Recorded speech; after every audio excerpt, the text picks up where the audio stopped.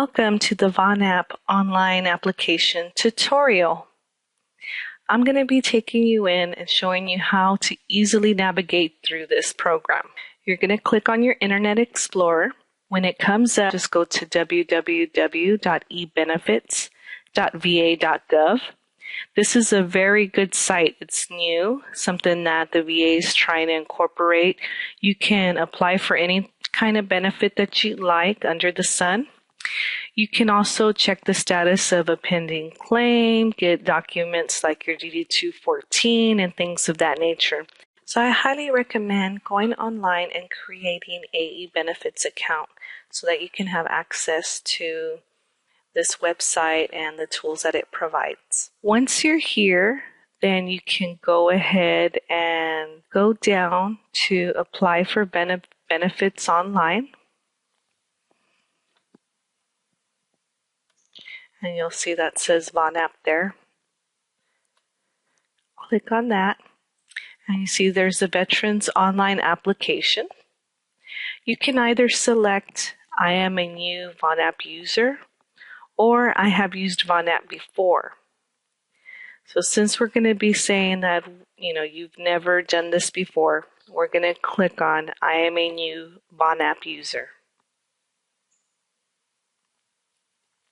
And it's going to take you right here, and it's going to have you go through, and it'll tell you what you're doing. On the side you can see it has a help link. So you're going to go down and you're going to click on continue.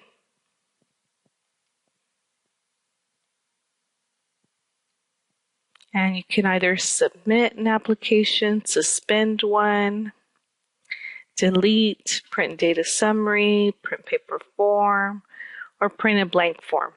And right here at the bottom, it tells you how to submit it. And you'll see here that it says to print the confirmation page. That's very important that once you submit an application, you get a confirmation number. So I hit on continue, and it's going to take you to this screen. If you have an eBenefits account, you're going to have a DoD self-service login. We're going to say that you don't. Okay, you can log in with it if you do, but if you don't, you're just going to say no, create a Vonapp account. It's going to take you here and give you all the directions on how to create a Vonapp username, password, and so forth. So you just type all that in, type your username that you want, the password you want, the hint, and your email address. Now I already have an account, and you can't just make up one. It has to be a real person because it's going to ask you for a social to verify you. So I'm going to go ahead and go back, initial login screen. So I'll go back here, enter to benefits, apply for benefits. Right, so I will scroll down just like we did before, and we're going to go to the left-hand side and click on apply for benefits through Vonapp. Say I have used Vonapp before, and click on using my Vonapp account, not my DoD self-service account. So I'm going to plug in my username, and it's going to ask you some preliminary questions. So when you come here and you log in, it's going to tell you you're currently in the start section. Here in this section is create a new form. You click on that drop down arrow, and this is all of the benefits that you can apply for online. Compensation, pension, educational benefits like the GI Bill, and so forth. So you see this whole list here. Change program, training, that's for the GI Bill as well. We're going to go ahead and go to the vocational rehabilitation form. That's the office that I work in at the VA. And we're just going to click on that, and then you can see down here that it says continue form. Click here to continue with the last pending form you worked on. So if you never finished filling out an application, you can click on that and finish it. And it's going to show you here the other 2 times that I accessed the 28-1900. You can either click on that one button to open it up and edit it, or you can click on the little printer to print it out. It's also going to show you completed forms. And it shows that I completed a form on March 8th of 2011 for a change of program or training. And I can print it or I can click on the other button just to view it, but you can't make any changes to it. So it will give you a status.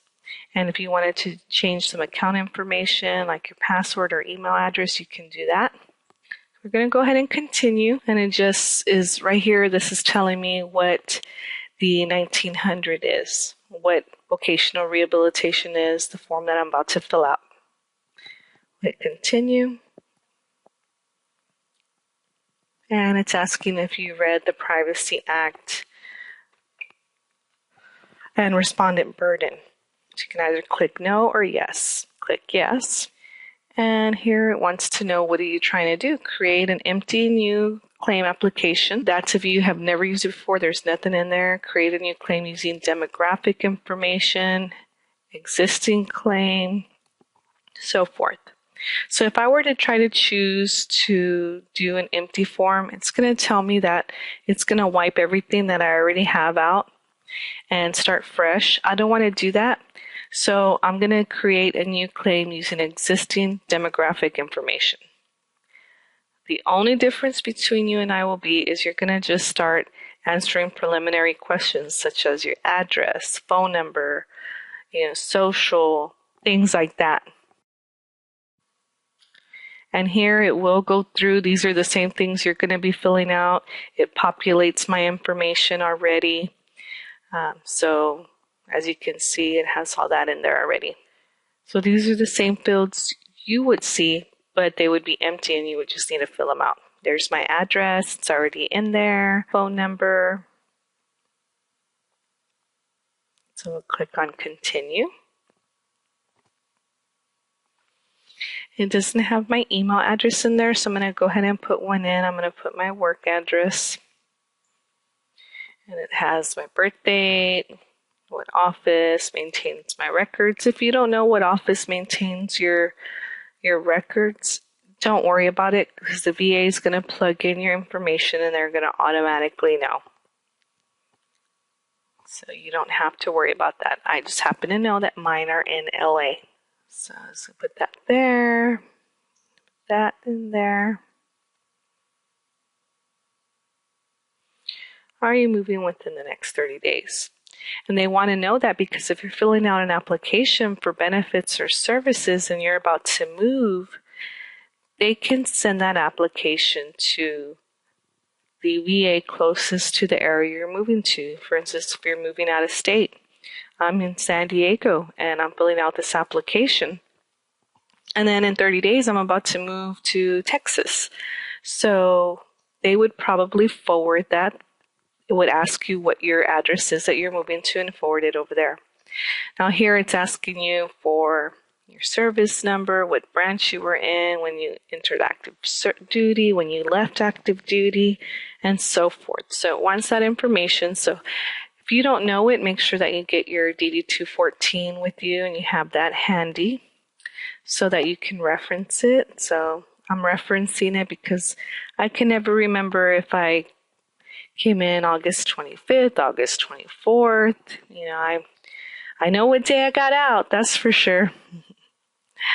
But let's see here. So let me fumble around and get this here. And so you'll probably be doing something like this. There may be information in here that they want that you're like, oh, I don't know that right now. You're going to have to run around and look for some papers. So here we go. August 25th. All right. So I'll put in this date. And then they want to know what type of separation. And they want to know this. We're going to go back over here. Let me go back up. And there's different ones. Bad conduct, general. And this is honorable for VA purposes. That means that somebody got it other than general or other than honorable. And VA looked through their stuff and said, okay, it's honorable for VA purposes so that you can get your benefits. I'll say no, even though I am, just so that we can get this going. Most people who apply for voc rehab aren't employed. I'm not hospitalized. You can put anything in here. What barriers do you feel? Continue. You can read that. We're going to continue.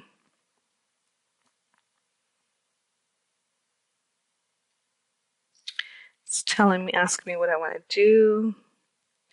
Read it, and then we're going to go ahead and click on continue.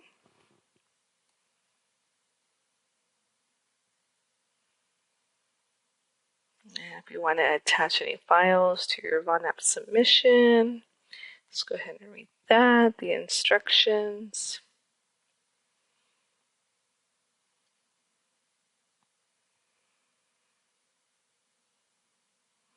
All right, so you have successfully completed your application, but it's not submitted yet. A lot of times people close it out here. It's not submitted yet.